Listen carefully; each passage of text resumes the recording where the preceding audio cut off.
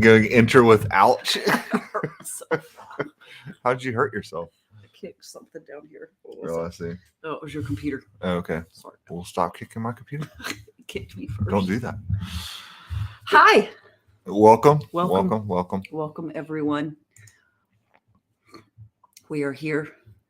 We are here to help, provide support, and encouragement, and anything else you might need. Yeah. So if we look frazzled, it's because Wendy's Whatever. wearing. I just got my hair done. Oh, Wendy did get her hair Did done. my hair Yes, done. it does look very Thank nice. you. It's very youthful and pretty. I like it. You get lots of points for that. I know. You get points for not wearing those glasses that have that Oh, glare in that's your. right. There you go. I don't like the way I look without glasses. I know you do it for that reason. And it's very fuzzy. You can't. You're not able to see. I can see a little. I cannot read what's on the screen. Really? No, I cannot read that. Read what? Make it if you put something on the bottom, just make it big. Okay, I got you. Okay, I got you. All right. So the topic for tonight actually was around STR regulations, and we recently did a podcast on that. Yes. So we wanted to kind of go, maybe kind of revise that and not revise, but revisit that. Yes, is the correct word. And answer any questions you might have along those lines, and then we'll open the floor to any other Q&A you have along the lines of short-term rental businesses or anything like that. But before we start that, I mentioned we were frazzled. So I feel like we need to tell the story of what happened. Fiasco. Yes, the fiasco this morning. The fiasco that was this morning. Yeah, and warning, it has nothing to do with short-term rentals at all, other than we might need to make an SOP for this because it could happen at one of our short-term rentals. That's very true. And if it happens, now we're prepared because we're now experienced in this particular experience. Right. So I get up this morning and it's pitch dark like it is this time of year, right? And what, like 6:30 or 6:30, yes. Okay. So Eastern time. Yeah. And it's pitch dark because the time hasn't changed yet, right? But I let the dogs out and they go do their business and they get very interested in something going on over near the trash cans, right? Because the trash cans are in the back of the house. So the HOAs won't let us put it in the front of the house, which kind of goes along with what we're going to be talking about today. Yeah, right? We'll get to that. The regulations. So they are very interested in something going on over near the trash cans. And I didn't really think anything about it because we back up to woods and we get critters all the time, right? Critters. Yeah. Is that a southern word? All sorts. Critters? Really? Nobody else uses critters? I don't know. Oh. Critters, animals. Okay. Well, critters. Wildlife. Wow, that's a good. That's a good. We say here in the South is critters. Critters. So we get all sorts of critters. Wildlife, whatever you want to call it, right? So I don't really think anything about it, right? Because they come up to the house every once in a while, in the middle of the night, and the dogs are very interested always. But today, when the dogs were just extremely interested in something, because I knew something was going on, so I walk over to investigate, and out comes a white skunk. Yeah. So he's white. So yeah, he's like an albino skunk. Like an albino skunk with no stripe on him or anything. Because I always think like Pepe Le Pew, like the black skunk with the white stripe. Right. And yeah. I mean, but he wasn't that at all. He wasn't like that at all. Or her. No, it could have been a her. We don't know. I don't know. Bless him. Her. So I see this skunk come out and it looks kind of like a cat because it's got a fluffy tail and it was really dark. So I was like, oh, there's a cat over there. Oh, no. It was a skunk because as soon as it came out, it started spraying everywhere. It got the dogs. It went everywhere. It got all over my clothes. So I put the dogs inside, which was a bad idea. Bad idea. Big mistake. Meanwhile, I'm laying in the bed, and Woody's like, "Come see the skunk." I'm like, when you don't look at skunks, you avoid skunks. Let's not go look at the skunk. How about that? And I'd smell it. That woke me out of a dead sleep. That smell. Right. Yes. Yeah. Well, as soon as I put the dogs inside, it was because they got sprayed and they were bad. Right. It was bad. Yeah. It was very, very bad. So don't put the dogs inside after they get sprayed with skunk. Well, to your defense, I mean, what else do you do? I know. You can't leave them out there and let them get sprayed more. Exactly. That's what I was afraid was going to happen. It's not like the skunk left. No, he took up home. No, he made himself a little nest in some blankets that we had outside. So I go back outside and I'm like, crap, what am I going to do? I need to shoo him away or get him out of here somehow. So what am I going to do? So I grab this stick and I kind of bang it around a little bit on the ground. No, he was not scared of that at all. In fact, it pissed him off. So when he pissed off the skunk, and it pissed him off so bad that he charged at me and bit my slipper and took my slipper, took it off my foot and took it with him. And then your word was to me was he chomped. He chomped on my foot. He chomped and off took my slipper and took when it away. And when he screamed, and I screamed, and that woke up Emma. So that's the only plus. She got out of bed this morning without help. That's very true. From your scream of the skunk. But yes, skunk attack. Skunk attacked me, my slipper, and he carries the slipper away to his little bed that he has made in these blankets that we have, and continues to stick his head inside the slipper and is like rubbing all over it. And so I throw my other slipper at him and I run back inside. And then I go get John and I'm like, hey, there's a skunk outside. I'm like, don't let the dogs in. She's like, too late. There's a skunk. And John's like, oh God, I smell it. I smell it. Yeah, it was bad. My previous experience with skunks are one got hit on the road or something and you drive by it and it stinks, but then you drive away from it. No, this was much more intense. Yeah. It was much more intense. It was like my head was in a skunk's butt. And I was gagging. I had to leave. I had to get outside because the dogs got sprayed and they came inside. Right. And so I had to go outside. So I'm in my pajamas. I'm out front because he's out back, the skunk meaning. So I go out front just to get away from the smell. And that dude comes around the corner. So now the skunk, he comes up front. He goes to the front of the house, and next thing you know, all I need to do is I'm retreat. John's running around. The skunk. That thing chased me around the house. Oh God! So I wish I'd gotten it on camera. I eventually went across the street because I figured, okay, maybe he won't chase me there, or if he does, maybe a car will hit him. Oh God! You keep saying "aw." Bless him. He was hurt, right? He was hurt. He was a three-legged. A paw that he wasn't using, and he was just three-legging it. Yeah, well, that's why he couldn't catch me because he only had 3 legs. Yeah. So I'm running around in my pajamas at 7 a.m. People are taking their kids to school. They're like slowing down, looking at me like, who's this dude? It's hilarious. And meanwhile, I'm on the phone trying to find somebody to come and pick up this skunk. And the animal control doesn't open until 8. And I'm like, crap, what do I do until 8 o'clock when I can talk to somebody who knows what to do? I know. And I'm out of bed. I wanted to sit down. Like I need a place to sit and I can't because this thing is prowling around my house. He keeps going all the way around. He chased the cat. He sprayed the dogs. Yeah. Yeah, it was not good. It was a fiasco, man. The skunk fiasco. You can't make this stuff up. No, you can't. So eventually, wildlife didn't.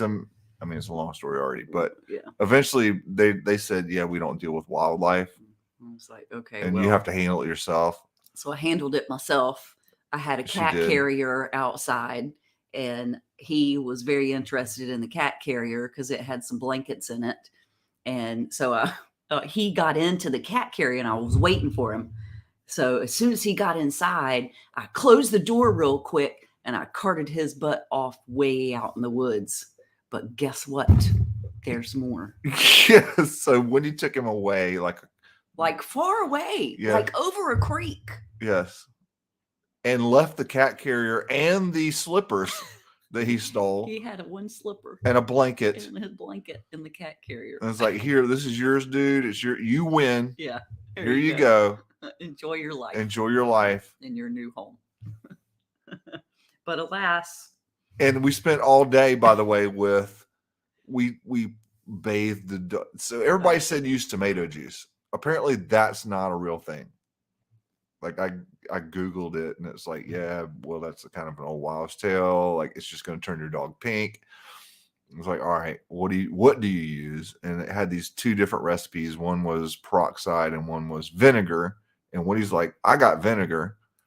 So we washed the dogs in vinegar and some other solution. Yep. And then we set vinegar bowls around the house because that's what Google said to do. I got bowls of vinegar laying around the house. To get rid of the smell. We opened the windows. It's not nearly, I'm not retching anymore. Right. So it's not nearly as bad. It's not as bad as it was. The dogs still stink. A little bit, yeah. So I don't know if it worked that well, but but dude came back this evening. That's right. He came back. It was like, how the hell did you find us again? And I want to say he's taken all day on his little 3 legs to make it back. Oh, you keep saying like I'm going to shoot that thing. Oh, poor thing. I keep threatening to, if it comes back, I'm going to probably kill it. And Wendy doesn't want me to kill it because she's like, oh, but he's so cute. And he is albino, but he's a skunk and he sprayed us. I understand. He needs to be relocated. He's persona non grata. We need to find a wildlife rescue person. Nobody wants to rescue a skunk. And they need to relocate him. I'll relocate him somewhere. Okay. All right. But anyway, that's the skunk story. And that's what we dealt with today. It has nothing to do with STRs. But we need to have like a skunk. If I had to stretch it, somebody eventually at one of the houses in Charlotte is going to say there's a skunk, and we need to say, we know what to do. Don't call animal control. Do you have vinegar? Right. There's peroxide in the first aid kit. Right.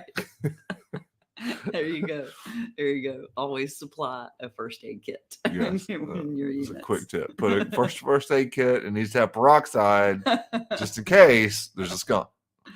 Oh my goodness. And we do host people with pets too. That's so true. Their pet might get sprayed. There you go. You can wash them in vinegar. We wash the dogs in vinegar and water. Yeah, I think we need to try the other formula because I'll try the peroxide next. Yeah, I think they just need to be sprayed with Glade or something. They're horrible. Does a HOA say anything about? Well, you're not supposed to discharge firearms. Oh, is that what you're asking? Right. Because I think I'm going to be discharging a firearm. Right. And you can't do that because you're in an HOA. And technically in the town limits Indian Trail. But nobody will know who it was. That's true. Except now because it's public. But I think they'll understand. It wasn't willy-nilly. Right. It was warranted. Yes, it was warranted. Yes, understood. It was a very aggressive skunk. Well, it attacked our family. I feel like it was a home invasion. And we do have castle rules here in North Carolina. What are castle rules? It's where you can like stand your ground and stuff. Oh, okay. I don't think it really applies to skunks, but got it. Okay. Well, let's talk about short-term rentals, all right, shall we? So short-term rentals, and we were going to talk about short-term rental regulations. Regulations. Yes. All right. So the big thing to know with short-term rental, because everybody's scared that, okay, if I start my short-term rental and there's some regulation, then I'm not going to be able to operate and I'm going to lose all my money and blah, blah, right? I mean, that's the fear. And one of the things we talked about on the podcast that we did and since then is, hey, there are actually layers of regulations. So regulations is kind of a broad umbrella term, and there can be regulations at multiple levels, meaning you may have a state regulation on that. You could have a local regulation on that, meaning your town or county. You could have another layer would be like an HOA or a condo association, right? So they have their own rules, right? And each one is maybe more local, and definitely more local, could be more restrictive than the others, right? So how do you navigate those things? As far as you want to go bottom to top, or let's go bottom to top. Let's go bottom to top. I think that would make more sense. It would. So we're talking now HOA or condo association, which are very similar. One's just associated with condos, one's associated with typically houses in a neighborhood or townhouses, something like that. What? Oh, I thought you were going to. I just set it up and I was going to let you kick it on in the driveway. Yeah, talk about it. Or you want me to talk about it? Oh, yeah, go ahead. You're doing a great job. Okay. Well, so condo associations and homeowners associations are basically a group of residents who typically either own or live in that complex or neighborhood that define the rules for that neighborhood, right? So, for example, we live in Charlotte, North Carolina. We may live in a neighborhood then, because Charlotte has no restrictions on short-term rentals currently. Like the city of Charlotte. The city of Charlotte. However, if I live in an HOA, the HOA may say, like the neighborhood we live in, that you cannot rent to someone for less than 12 months. That is very restrictive, which means that effectively I kind of can't do short-term rentals in my neighborhood, even though in general in Charlotte it's allowed, right? And so what we would say about that is avoid HOAs, avoid being in HOAs, avoid being in a condo association, which is very similar. It's just condos. And the reason for that is those rules are, if they're not there now, they're very easy to change. Meaning there's a group of 5 people that are on the board. They may issue a rule themselves or hold a vote and say, hey, we're going to change the rules. And all of a sudden, hey, now the place you were in, you're no longer allowed to do what you need to do, right? And that would be a real problem. So I would say just avoid them. The only exception to that I would put in there is there are places in the United States, like, for example, Myrtle Beach, North Carolina, I was wondering if you were going to say something where there are groups of condos and they're all vacation rentals. Right. That's why people bought them. And there is a condo association, but essentially everyone there is renting their places as a vacation short-term rental. And so in those cases, I feel like the risk is pretty low that like something's going to happen, because nobody wants to vote to stop doing what everybody's doing, essentially, right? And another exception that would be is if you can control that body, meaning maybe there's 10 units in there, you own 7 of them. Now you're actually a majority vote in that association. Now you actually have control over it, because that's the actual issue. Okay, in those cases, go for it. Go do that. But in general, for the most part, we kind of avoid them. And I would say that we even have, well, 1 unit now. We did have 2 in an actual HOA. And in that case, it was an HOA that was older, that had rules, but the rules were written way before anybody even thought about short-term rentals or Airbnb, or this was even a thing. So they don't expressly prohibit them. So we're actually not in violation. But recently we got an email saying, hey, this has come up. We're trying to change the rules. Yep. And in that case, it was, hey, you can't rent for less than 6 months. And if that rule goes through, all of a sudden we can't do it there anymore. Right. So we're still in that, even though it was not in the rules now, they're trying to change the rules. So it can happen. So that's your HOAs, that's your condo associations, that kind of thing. Yep. You covered all the things that I could think about. Okay. To say about that. So now you get to do the next level. What was the next level again? Municipalities like towns, yes, cities, counties, stuff like that. Well, what I would say about those is they are more restrictive. I think they're more restrictive in general, and they're not as easily changed. So let's say, for example, the city of Charlotte were to pass some kind of regulation where you could. Well, they had one recently that they were proposing. Right, they sure did. They sure did. I forget what it was. It was. Well, it had some features to it that were interesting. So you couldn't have some within like it was 300. It was 400 feet. 400 feet of another one, right, which is kind of odd. And you had to register them. Yeah, you had to register and pay a That's fee. common. Yeah, that is pretty common. And there was one other. Was it about the security?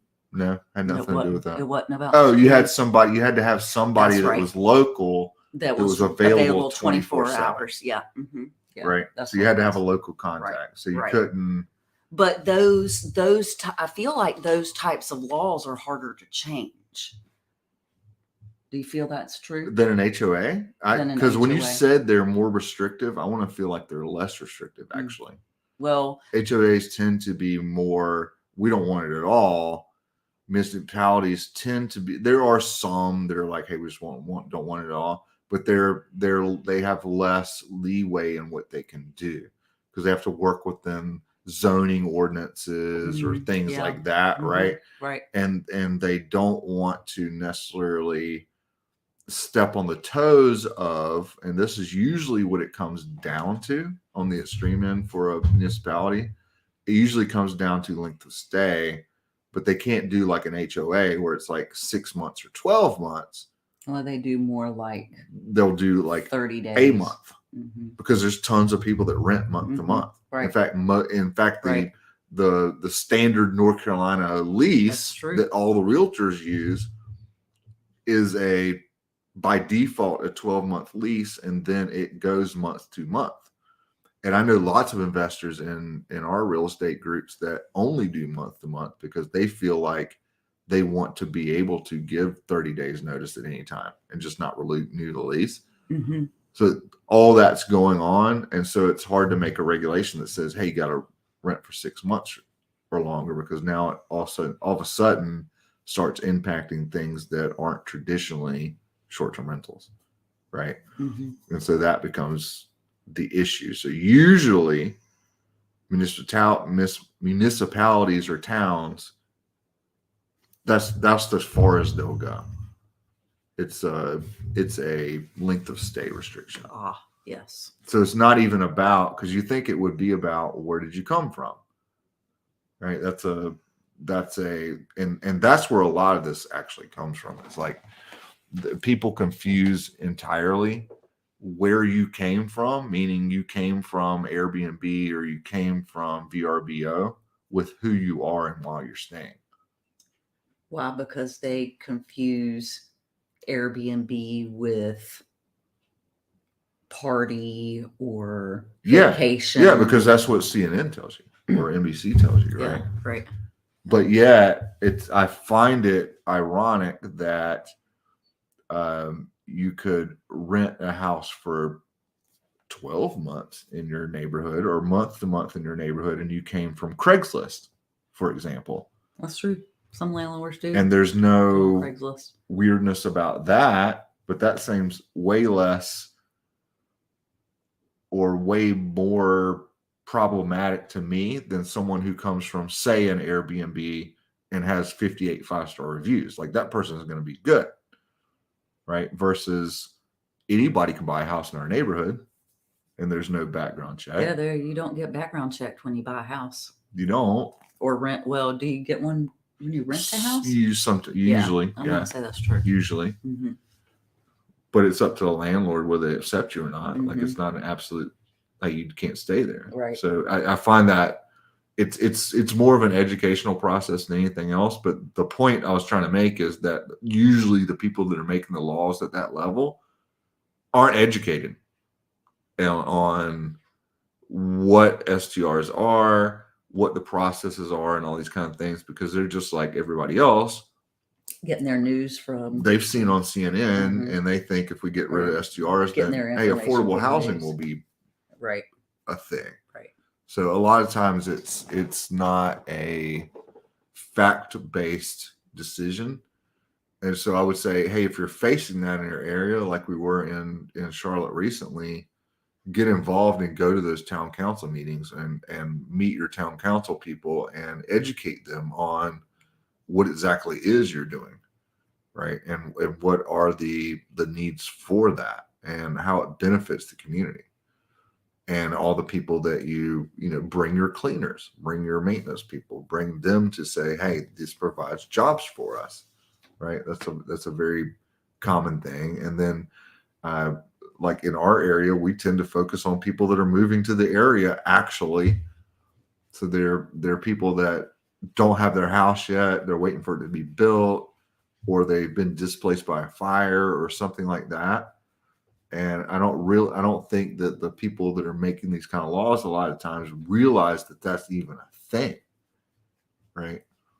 They just think it's, people coming from Airbnb, they're, here to vacation or whatever, and greedy people that are not providing a valuable service for the community, right? Right. And I think that's important to just point out. Very good. Well, what about the state? Yeah, so I don't know that I know of any. Well, that actually happened here in North Carolina. So state. So the thing at the state level is oftentimes that is helpful more than hurtful. So I would rather have, and by the way, I like regulation. I think regulation is actually a good thing because it weeds out all the it weeds out people that aren't doing it. Yeah. Because we don't want bad actors either. Yeah. Right. Right. We don't want to be associated with those who have party houses or these other kind of disruptive things, and it's because they either don't know any better or they don't have the processes and systems like we're taught to do, or we teach other people to do now. To mitigate those kind of risks. They're not doing any kind of screening necessarily, that kind of thing, because they watched a YouTube video that said, hey, if I rent a place and furnish it, I can put it on Airbnb and make $1 million. Right. And that ends up being the person that is now a blight to the community that causes all these problems. And that's part of the reason we started this whole short-term rental authority thing, was to say, hey, let's help everybody so that we all do better, because it makes a better community of hosts, right? But what I was going to say about that is at the state level, what actually happened here in North Carolina was they said, hey, we actually have domain over this, and individual communities aren't allowed by state law just to make their own rules about different things, right? So we mentioned earlier that Charlotte was planning on doing that, and there was actually a Supreme Court case because Wilmington, North Carolina, had made some laws. That's over near the beach. Yeah, and they got taken to court, and it went all the way to the North Carolina Supreme Court, and the Supreme Court said, actually, you do not have the authority to do that. That's regulated at the state level. And so Charlotte actually dropped their proposed legislation based on that court case. So in the things that I've seen that were done at the state level, it actually ended up being more helpful than hurtful to short-term rental operators in general. But I would like to see the state do some more uniform regulation. And even at that level, here in North Carolina, we have what's called the Vacation Rental Act, which is recognizes short-term rentals, but only recognizes short-term vacation rentals. So it has a expedited eviction process, for example. It lays out what kind of contract you need to have when some kind of comes and stays. It lays out kind of these guidelines, which are actually good guidelines. However, it excludes, for example, people that are on business travel. So if you're on business travel, this law all of a sudden doesn't apply to you, and now we're back to the Wild Wild West. So even at the state level, it's almost like they don't get it quite yet.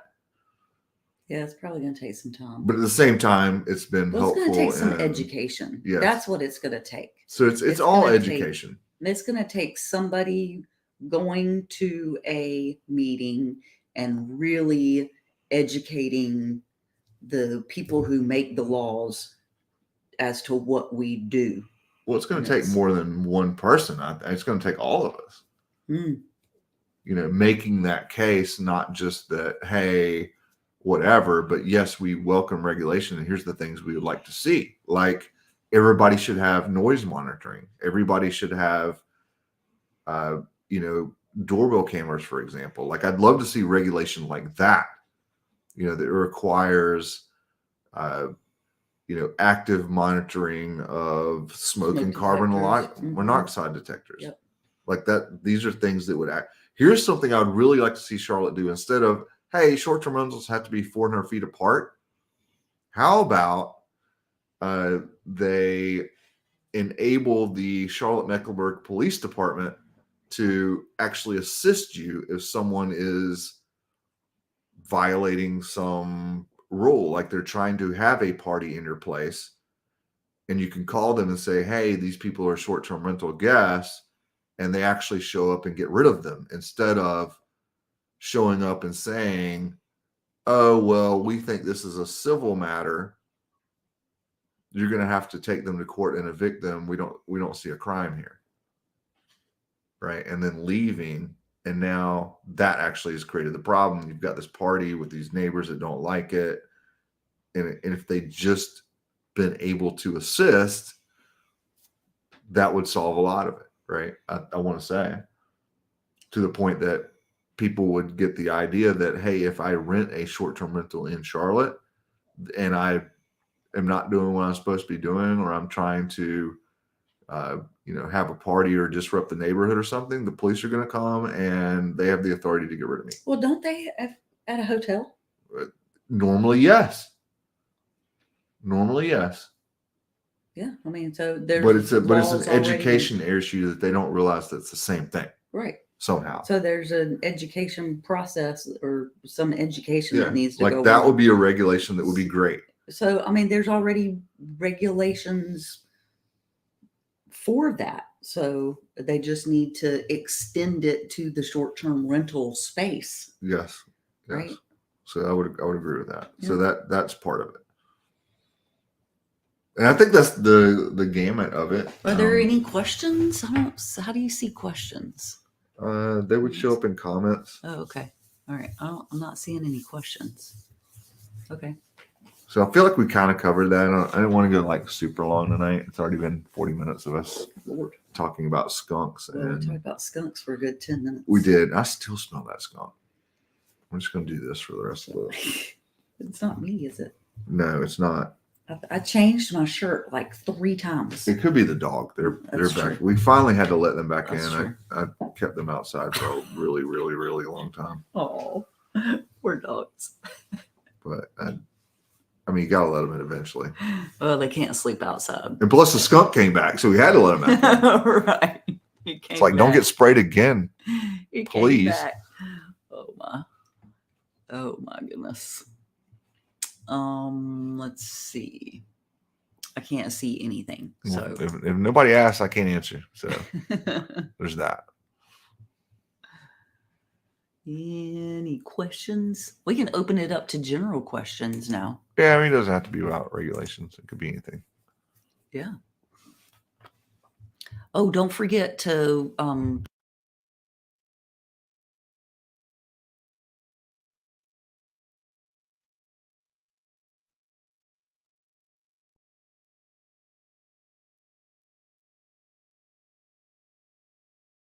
Oh, my bad. So what Wendy's referring to is if you, it should be in the post, but if you go to streamyard.com/Facebook and yeah, like so this is like what you're saying. Like if you don't go to streamyard.com/Facebook and give Facebook or give StreamYard permission to view your username, basically we just see you as Facebook user. Hey, Facebook user. So hello, Facebook user. I'm sure it's somebody we know or have interacted with in the past, but everything's going well as long as we are inside. Yes. No more skunks. No more skunks. I do not like skunks. So we may have to air out the house again tomorrow. Yes. I did vacuum. I vacuumed. I sprayed some stuff on the carpet to see if I could get it out. I know what you did last summer. I know what you did last summer. That's funny. Which movie is that? Is that Scream or is that? Yeah, I want to say that's true. I'm not sure. That's true. Yeah, Scream. Or is that the one where he's like, I'm in the house? Is that the same movie? Yeah, I want to say it is. I've seen both. I can't remember. Really long time since I've seen either one of those. And Halloween's out. Check your backyard. It's the freaking skunk. That skunk has a Facebook page. It's the skunk. It's the skunk. And it's back. It's like, check your backyard. Come out. I'm going to spray you. Your Facebook username should be albino skunk. That's right. You need to go to streamyard.com/Facebook and tell it your name is albino skunk. Please do that. That would be fantastic. I think the skunk needs a Twitter page. Skunk needs a Twitter page. Have you seen that thing where like people will make a Twitter Twitter account for their animals? Yeah, there was a snake that escaped from the like San Diego Zoo or something. And somebody made a Twitter page for it. Did they have it going on all sorts of adventures? Yes. Please say yes, because that's awesome. It kept tweeting like, can't catch me, bitches.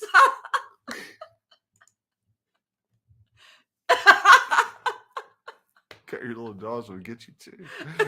That's definitely the damn skunk. God. That's the skunk. Oh my. This is just too funny. That's good stuff. Okay. That's good stuff. I think that's funny. All right. So Tyree followed directions. Tyree and Genesis. Okay, Tyree. Hey guys. Because I'm always going to put you guys together. Welcome. Or they come as a set, kind of like they do. Nobody says John, or they always like John and Wendy. Right. Yeah. It's always Tyree and Genesis. Yeah, of course. So to put this in context, Tyree and Genesis are in Seattle. They're Seattle. Seattle, yes. Yeah.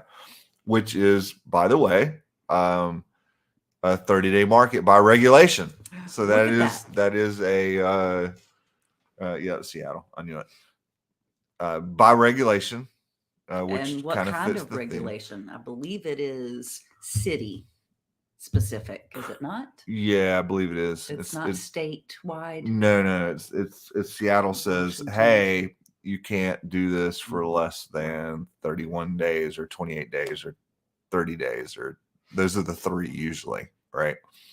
And it's the same thing. It's designed to, they just don't want anything less than that. And by the way, you can still operate 30 days. Yep. You can still operate in that kind of market. And Tyree and Genesis do operate very well with 15 units now? I want to say you're around the 15. They've got a few. So they messaged us earlier and said, hey, we got 5 that just aren't booked, basically. And that, I believe that's the reason. What creative marketing strategies would that you wouldn't mind sharing? Yeah, so that's for a 30-day market. Yeah, so 30 days specific, right? They said 13, adding a few more soon. Do it. So here's what I would say. And you asked about creative marketing strategies. not really that creative. But here's what I would say to you is you always want to be focused on what is total revenue for the portfolio, not for a unit, but for the portfolio. So what I've started doing actually is tracking, because bookkeeping is great, and you should have bookkeeping. If you're not doing bookkeeping, or you think you're doing it because you keep it on a spreadsheet, don't do that. Please don't, because you got to have good numbers to make good decisions. But that said, bookkeeping tells you what has happened. It's a record of the past. Ours get reconciled every week. Yeah, when I go in there and do it. Well, no, the bookkeeper. No, when I go in there and do all the. Well, as far as like what's categorized, uncategorized you're right. things, right? Because So there's always something. There's always like some Amazon receipt that I have forgotten to give. Right, but I'm talking to somebody that's currently doing it on QuickBooks themselves, yeah, right? Right. And they're like, "Yeah, I only do it when I remember to do it too." And that's not what he means. Like it's being tracked. It just may not be categorized, right? But it only tells us what we've already done. It doesn't tell us what's coming. And so I realized a few months back that managing the future was just as important as managing the past. So what I've started doing is, and if you're using Hospitable, this is a great way to get that information. You can actually pull all of your reservations for the current month from Hospitable, and it's going to tell you what the, and this, I'm saying Hospitable because this gets way more important when you're on multiple platforms, because, well, I'm getting paid out from Vrbo and Airbnb and Direct and all these other different places, right? So I want a single point of truth. And for us, that's Hospitable. And I could pull that report and say, okay, what do we have on the books this month? What do we have on the books this month?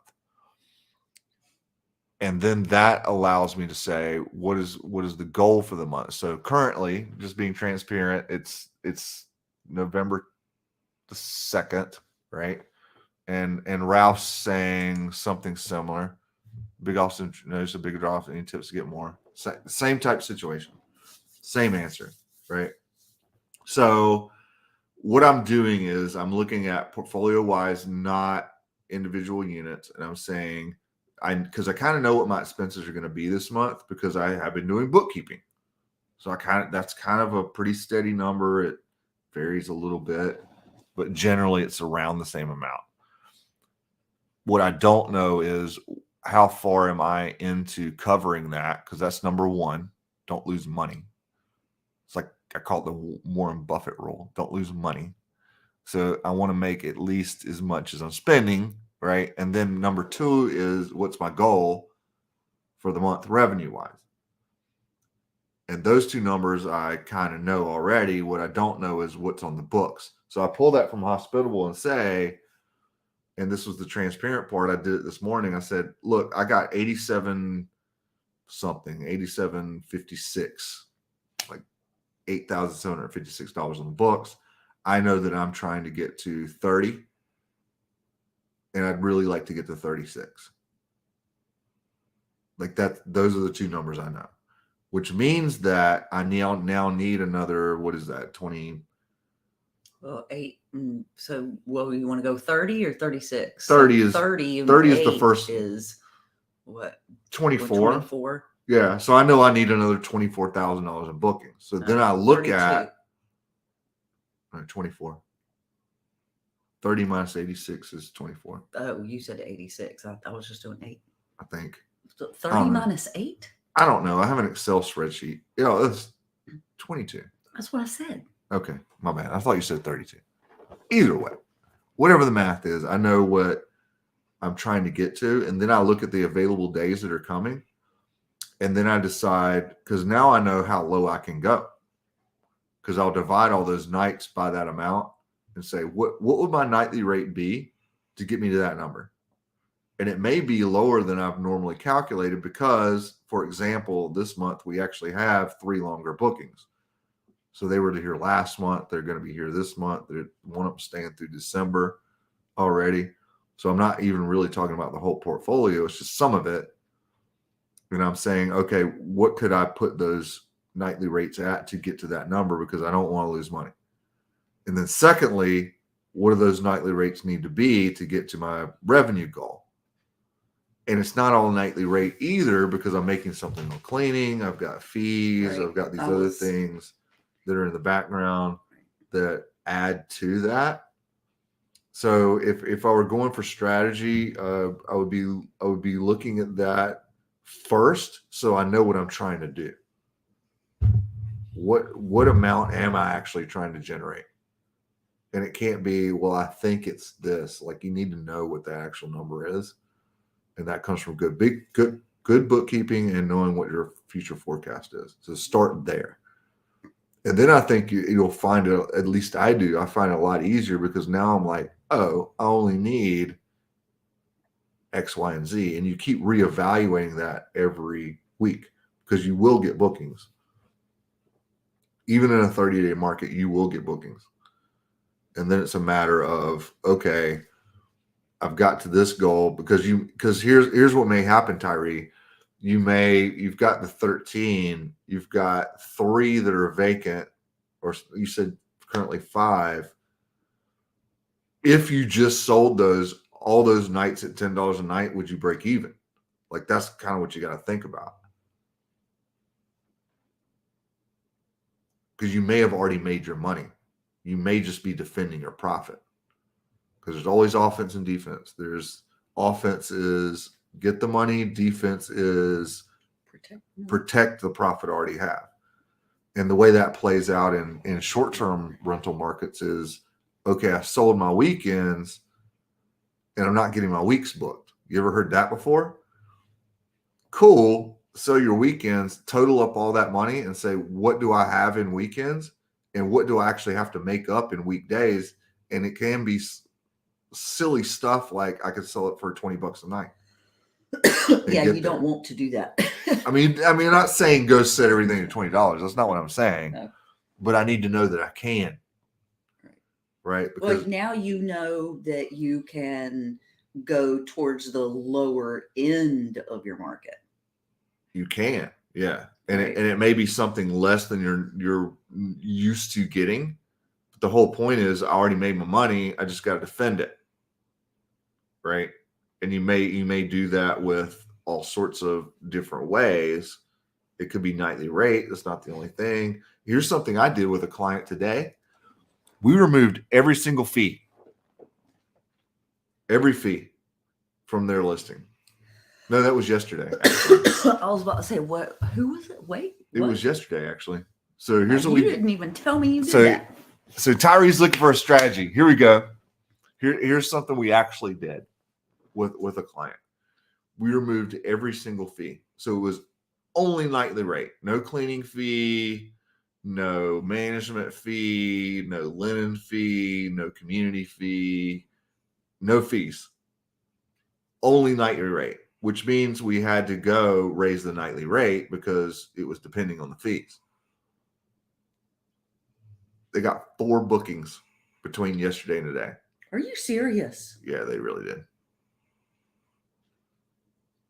I don't know how much share my screen on here, but I could show you the actual text message. Crap. So what it said was, like, specifically, you're just gonna have to believe me. But they said, well, actually, what they said, John and Wendy streak, because this isn't the first time I've done this for them, but they said the John and Wendy streak is alive and well.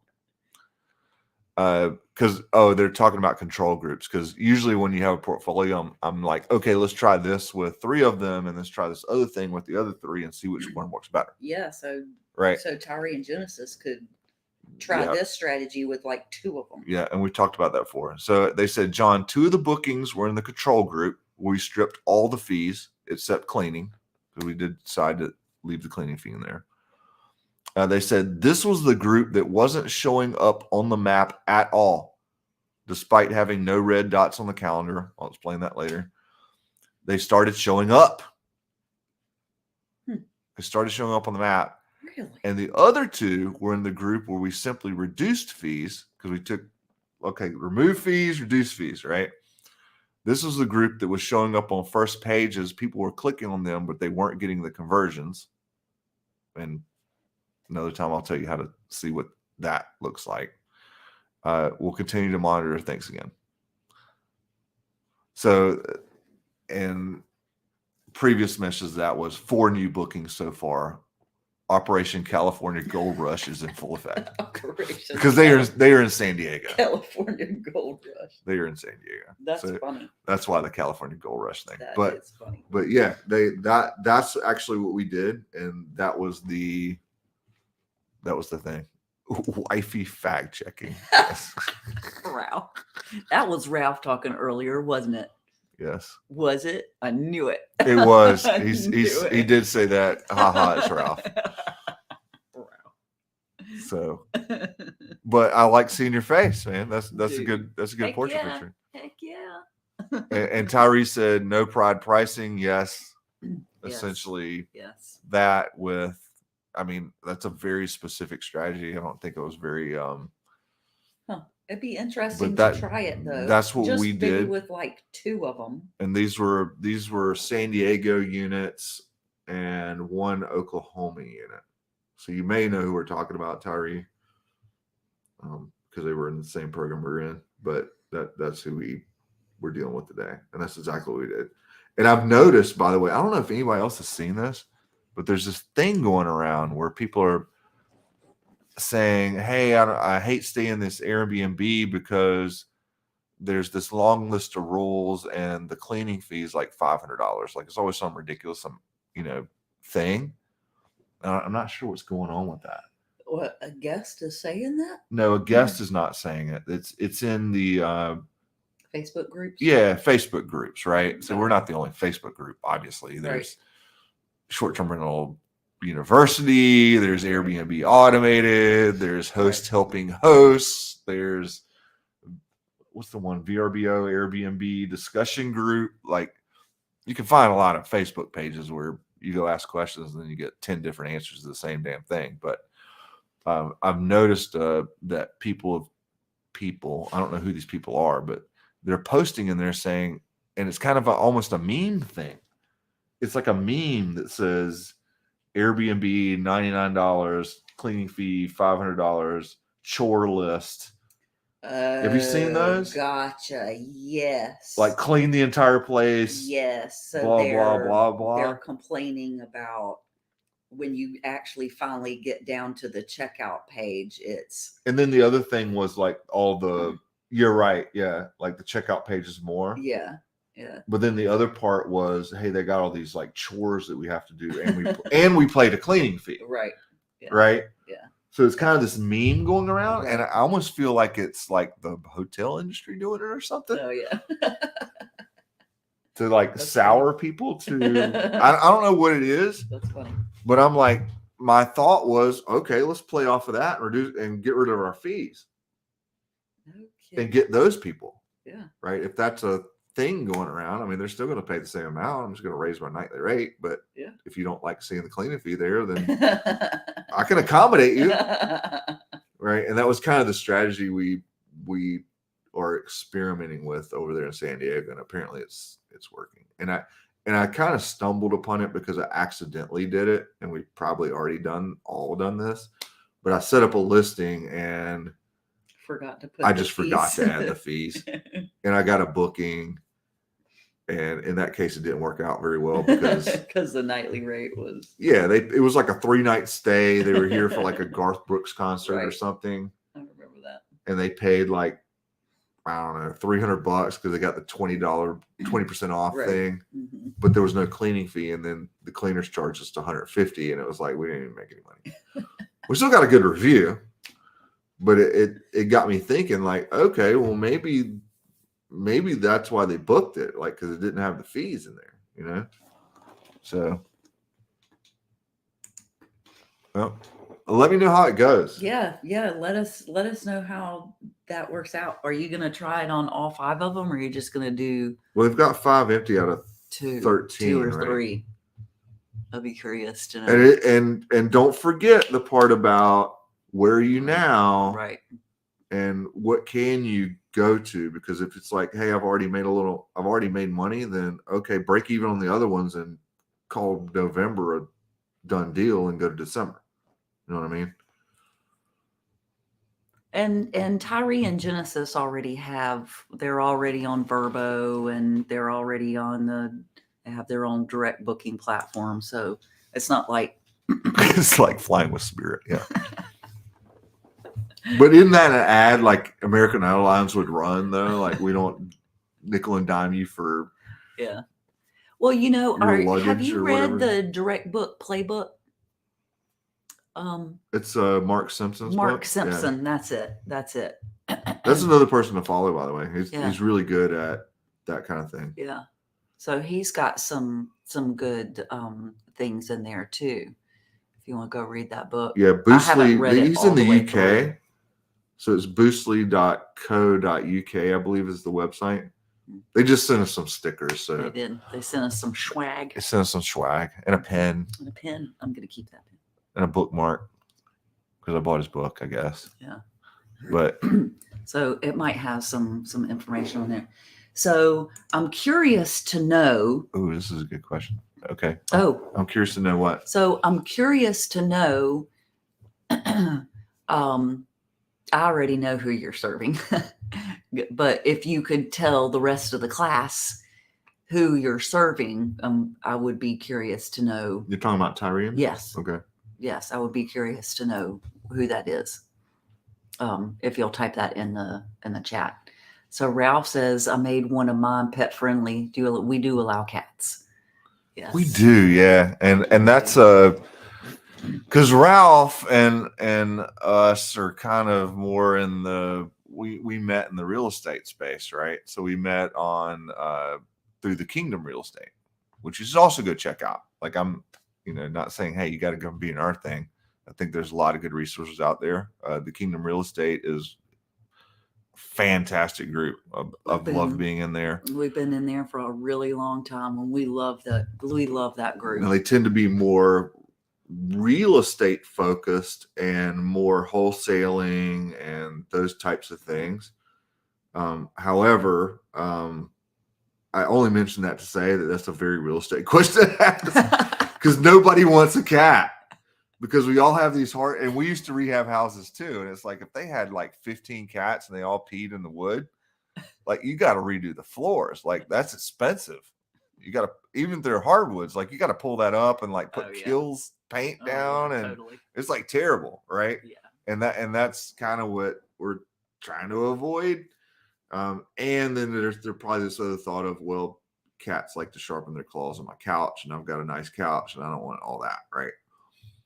I get those concerns. But in our experience, it just hasn't happened. It hasn't happened in our short-term rentals to an extent that we noticed. Dogs seem to do more damage than cats in our experience. Yeah, because they eat blinds. I don't know why. But we host all sorts of animals. We had a chicken one time. That's right. We had a chicken. We had a lady that brought a chicken. A pet chicken. It's a pet. Yeah, and it looked like it was a big white, like this big. It was huge. He was fluffy. Like you would think of a chicken. Right. Like a white chicken with a red head. Yep, sure enough. That was some good eating right there. And it was weird because the initial inquiry was like, hey, can I bring my cat? Well, she had a cat too. Yeah, she had a cat. And a dog too, I want to say. They were same client type, like they were in between housing or whatever, yeah. But they had a cat, a dog, and a chicken.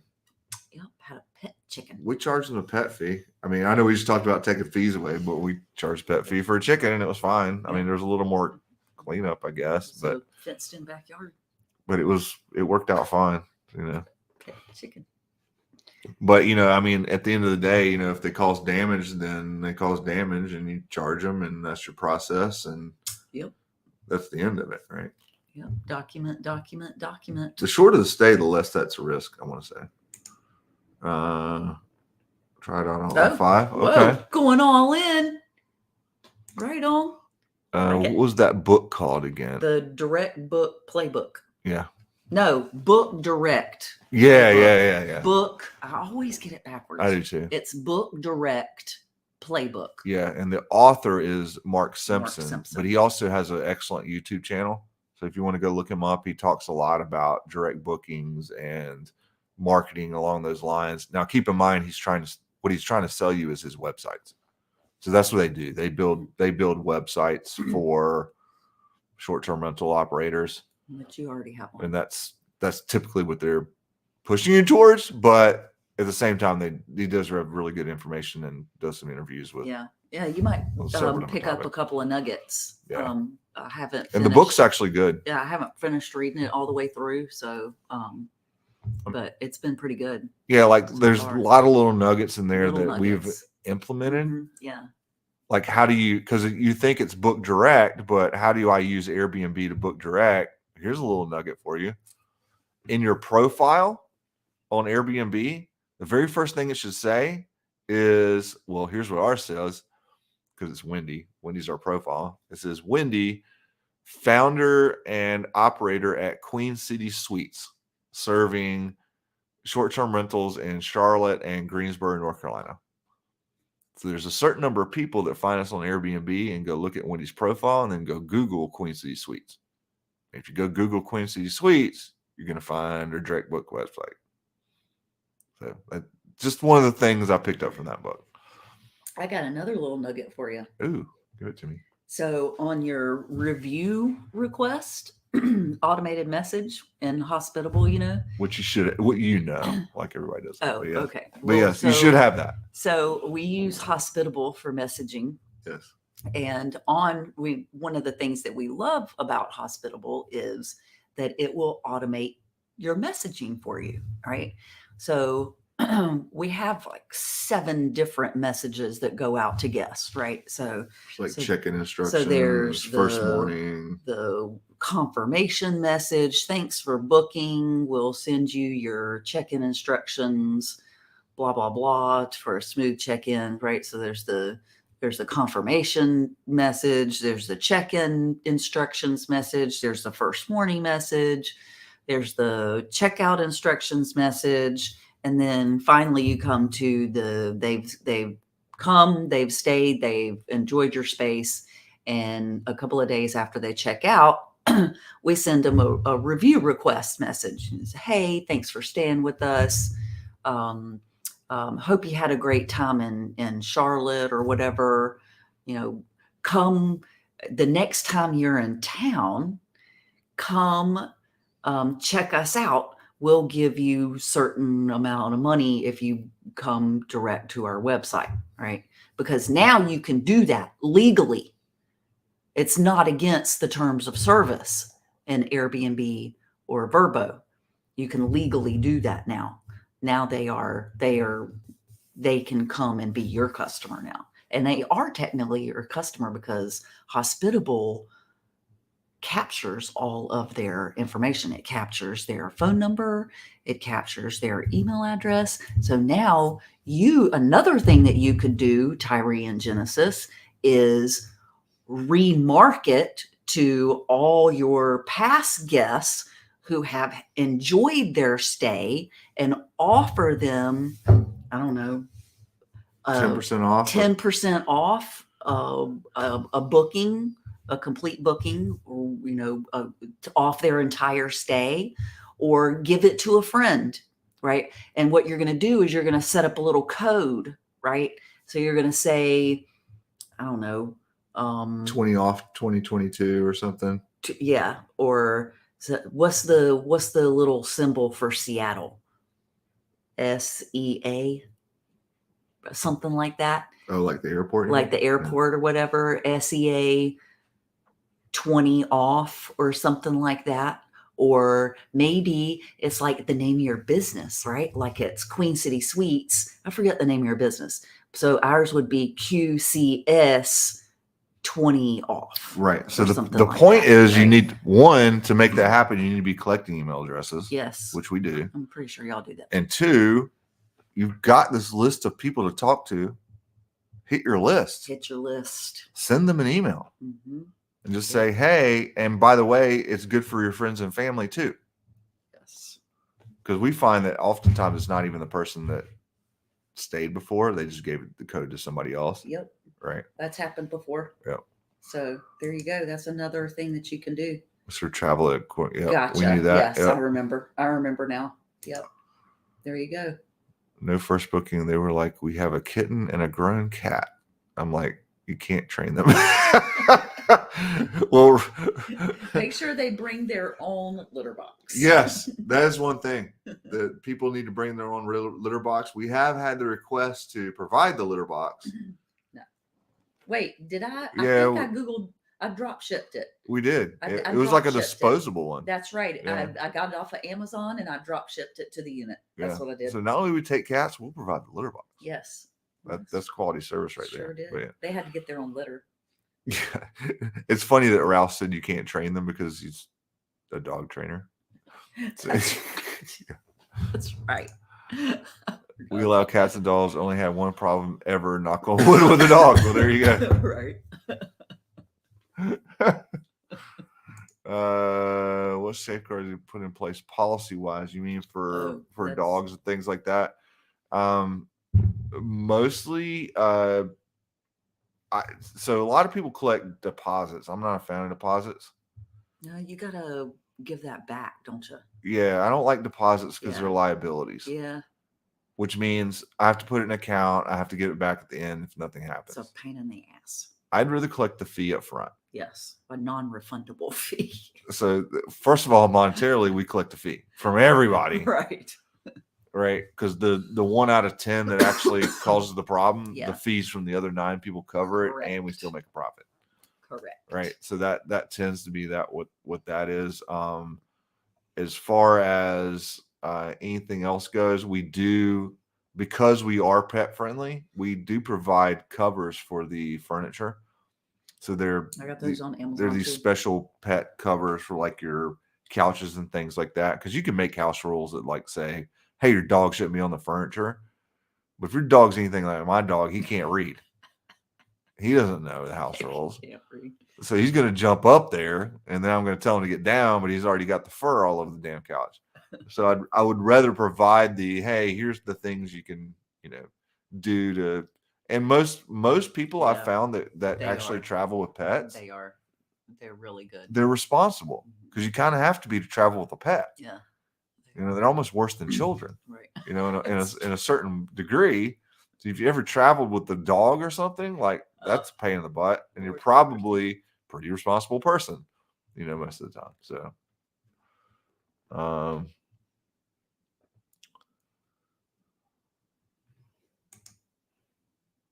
I ask everybody, is your dog trained?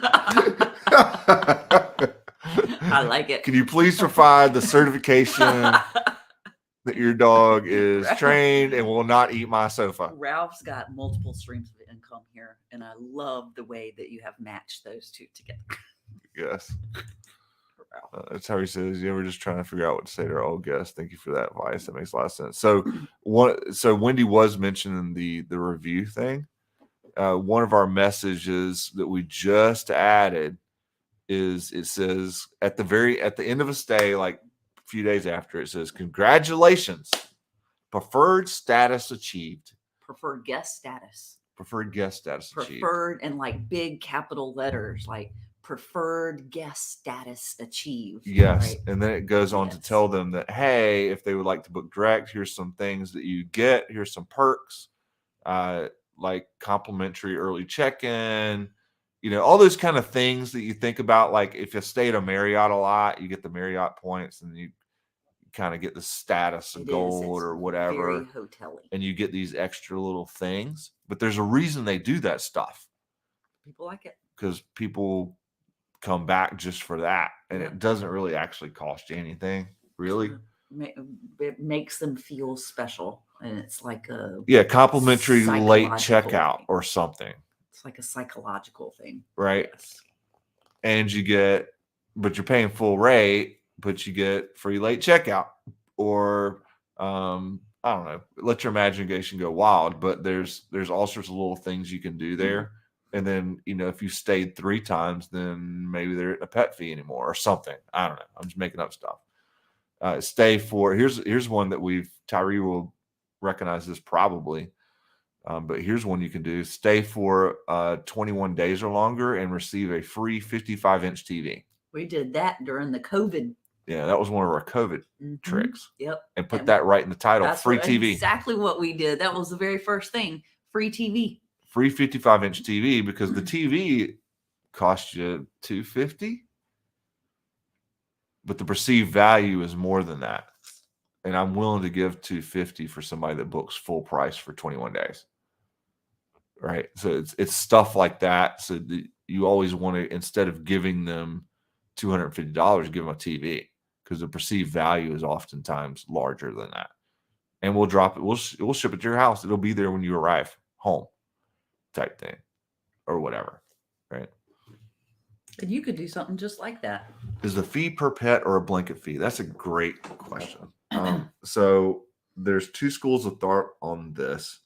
You can charge either per night, which I actually prefer, because I don't know how long they're staying. I don't like flat fees, because if I charge you $75, that's relatively expensive if it's one night, and it's relatively really super cheap if you stay for 3 months. Right. So I would rather charge a per night fee for a pet.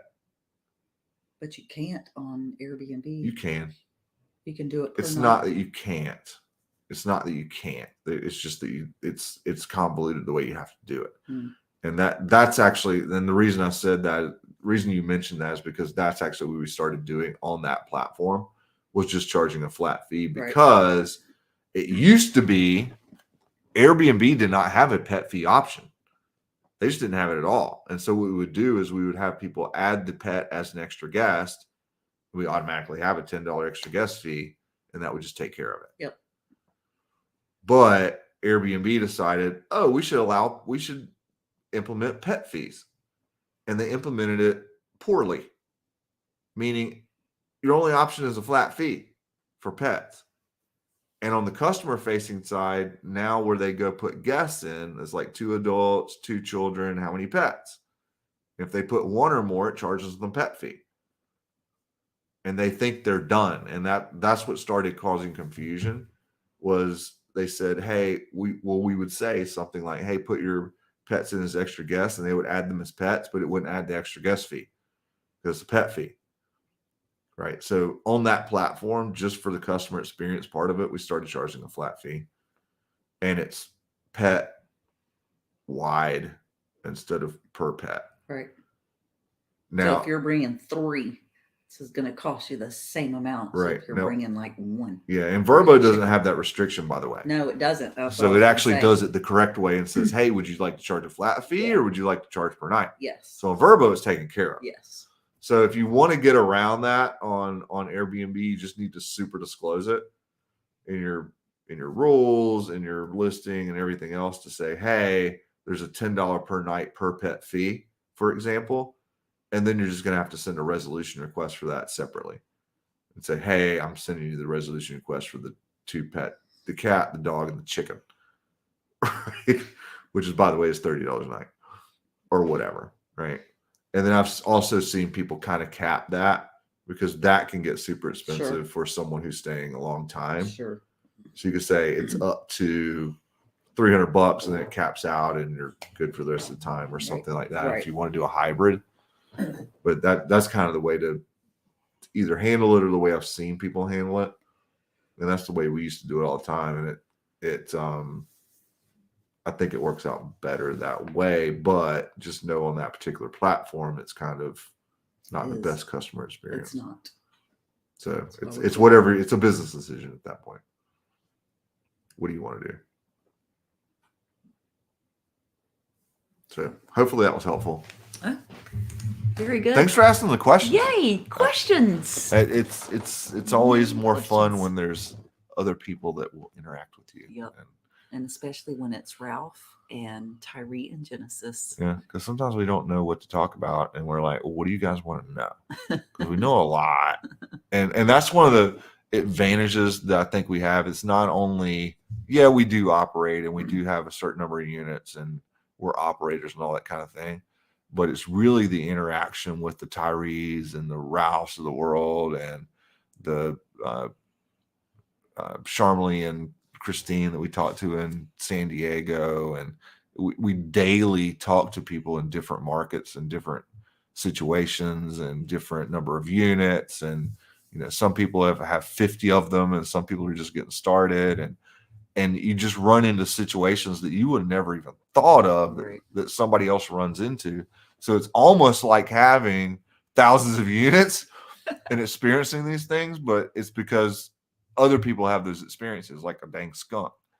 Like, who ever thought of that, right? Now we have an SOP for what if a skunk shows up at your unit? Right? If you don't know what we're talking about, go back to watch the beginning of this live stream. We explained our interesting morning with the albino skunk, who was not trained, by the way, Ralph. He was not trained at all. Hey, you gotta expand your repertoire to include skunks. No, the dogs got sprayed. It's not good. No. So good, very good discussion. I really enjoyed it. And I hope that y'all will come back next week, next Wednesday. He said pass. And we'll see if Ralph has incorporated skunks into his well, I'm curious to see if he's gone chicken friendly, actually. Has he had his first chicken? You haven't made it until you've had a chicken, Ralph. That's right. I'm totally messing with you. But we hope that you'll come back next Wednesday at 7 p.m. Eastern, where we will go live again.